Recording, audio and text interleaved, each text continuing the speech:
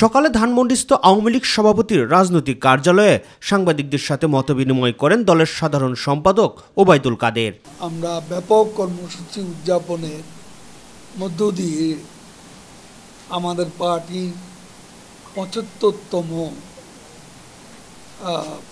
রজত জয়ন্তী উদযাপন করব।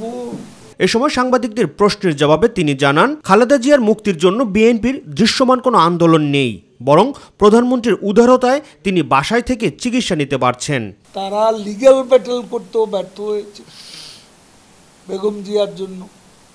আবার তারা রাজপথে এমন কোনো দৃষ্টান্ত তারা স্থাপন করতে পারেননি যে বেগম জিয়ার মুক্তির দাবিতে একটা দেখার মতো একটা বিক্ষোভ মিছিল তারা করতে ব্যর্থ হয়েছে।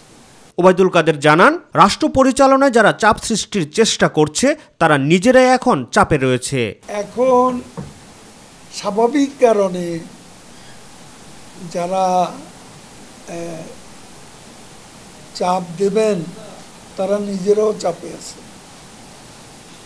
তারা নিজেরাও যথেষ্ট চাপে আছে, কারণ আরব বসন্তের স্পর্শ আটলান্টিকের ওপারে গিয়েও লেগেছে।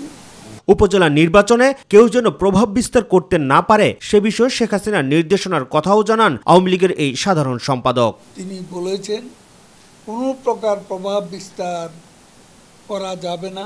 রাকিব হাসান, মাই টিভি, ঢাকা।